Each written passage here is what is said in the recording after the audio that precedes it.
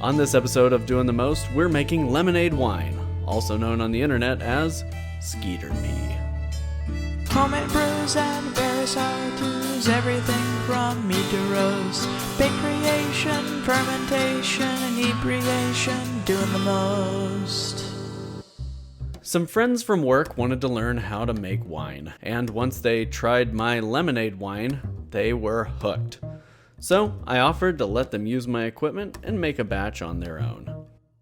Your ingredients for a 5-gallon batch include 96 ounces of lemon juice, 7 pounds of sugar, 3/4 of a teaspoon of wine tannin, a yeast slurry from a prior batch or one you've created, and water to 5 gallons.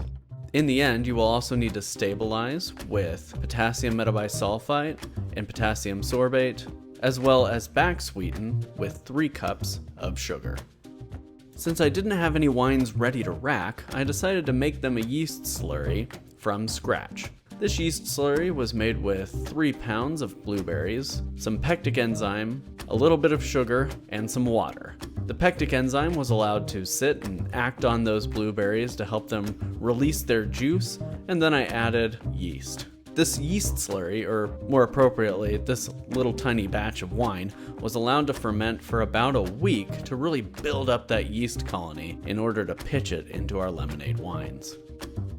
And you can see here after that week, the blueberries had really started to lose their color. And then Camila came over to help me mix up our 10 gallons worth of lemonade wine. First things first, we've got to invert our sugar. In order to do this, we put a couple of gallons of water into our stainless steel pot, added our sugar, and then added a couple of bottles of lemon juice. What this is going to do is convert the sugar. So for the sciencey folks out there, table sugar is composed of sucrose. Inverting the table sugar by acidulating the water and breaking down the sucrose molecule turns that sucrose molecule into both glucose and fructose. Yeast typically breaks down sucrose into its glucose and fructose components so it can digest it. This process is just making it easier for the yeast to digest the sugars by breaking it down beforehand. Basically, the yeast are skipping a step in their digestive process. This helps prevent yeast stress and also makes the fermentation move a little bit quicker. We add our water to the cook pot. We're going to bring that water to a boil, and we're going to slowly trickle 1/3 of our lemon juice into the container, trying to run it down the sides so as not to break that boil. Once it comes back up to a good rolling boil, we're going to pitch in all of our fermentable sugars. So this is 7 pounds per batch, so we're doing 14 pounds in this cook pot here. So our goal is now to bring that back up to a boil and then let it simmer for about a half an hour. I like to use a cutting board to keep it covered because I actually don't have a lid for this pot, and that just kind of helps the heat stay trapped inside. And then once that's simmered for half an hour, we're going to cut the heat and start pouring in some cold water. And we filled this up fairly high. And then Camila got to learn how to run a siphon. Starting a siphon by mouth is not really an easy thing to learn, even though cognitively it feels like it's a fairly easy thing to learn. You really have to expel all the air from your lungs and then use that inverse pressure to suck the liquid in. So I'm having Camila switch the hose back and forth so we can split this batch up evenly, and while she's racking it, I'm pouring in more cold water from above.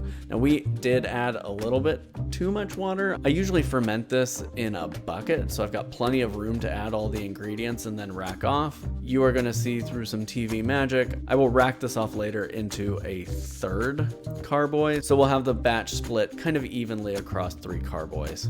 24 hours later, once it's come down to room temperature, it's time for me to add the yeast slurry in, and basically I'm just going to shake it up and add it in equal parts to both of these carboys. The advantage of using blueberries is blueberries have a lot of color compounds in their skins. And that translates really well to a product like this because it gives it a nice kind of pink lemonade color with not a whole lot of berries in the mix. Next day, you can see that the fermentation kicked off really well. That's because we built up a great yeast colony in that slurry. And then, like I said, I eventually split it into a third carboy, so that way I can add the rest of our lemon juice. Now, what you're kind of going for is to add your lemon juice at the sugar breaks. What I like to do is kind of plan for that to be after about 3 or 4 days, and then about a week after that. That tends to really hit the mark, provided that you've got enough nutrient in there. For nutrient in here, we've got the blueberries, which are a decent source of nutrient, but I'm also adding some diammonium phosphate. So that way there's a little bit more candy in there, if you will, for the yeast to work with. So that previous addition happened after just a few days, and here we are a week later adding our last addition of lemon juice. This really gives the yeast time to harden up against all the acid that's in there, and that way they can finish off fermentation. You can also see I was putting a little bit of a pinch of diammonium phosphate in here. As it approaches that 9% alcohol level, it's time to give it one last boost of energy before it gets into that final home stretch. And then once it's finished fermenting and a lot of the solids have dropped out, I'm going to rack this off into 2 carboys and allow it to clear up. And you can see the color on that is really beautiful. It's a nice rich red. I'm very into that. And since fermentation has completed, it's dropped down to 1.0 on our hydrometer. I'm adding these stabilizers. Here is potassium metabisulfite and potassium sorbate. And I'm adding those by package instructions. So please make sure to read your manufacturer's instructions when you're adding those chemicals, or use an online calculator to determine the proper amounts. So the standard Skeeter Pee recipe mentions sparkaloid as a clarifying agent. I gave these a few days to do their thing with the stabilizing chemicals, and now I'm adding the sparkaloid. And sparkaloid is added at the rate of about a tablespoon per 5-gallon batch, and you just mix that up with some boiling hot water, allow it to mix thoroughly with your water, and then pour it into your batch directly. Give it a little shake, and it should be clear within 24 hours to a week. So I'm just adding the sparkaloid here to each batch, and it did a pretty gangbusters job of clearing it. I bought this sparkaloid probably 8 or 9 years ago, and I bought a huge 2-pound bag of it, and it's lasted me seemingly forever. So here we are after about a week. It cleared up. You can see us through it. It is beautiful. It is red.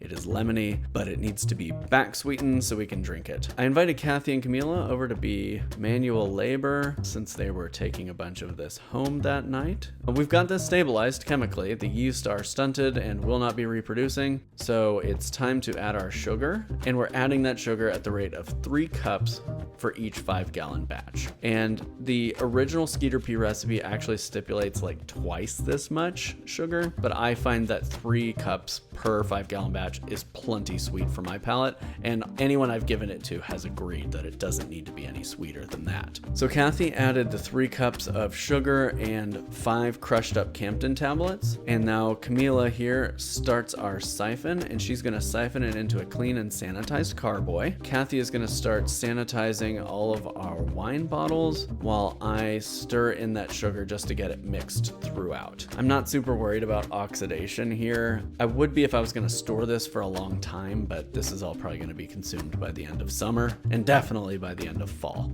So here we go. We bottled up both batches. We've got 10 gallons that we bottled, which ended up being about 48 wine bottles and 4 12-ounce bottles worth. And you can see that beautiful color. Easy peasy. This was done in about 6 weeks' time.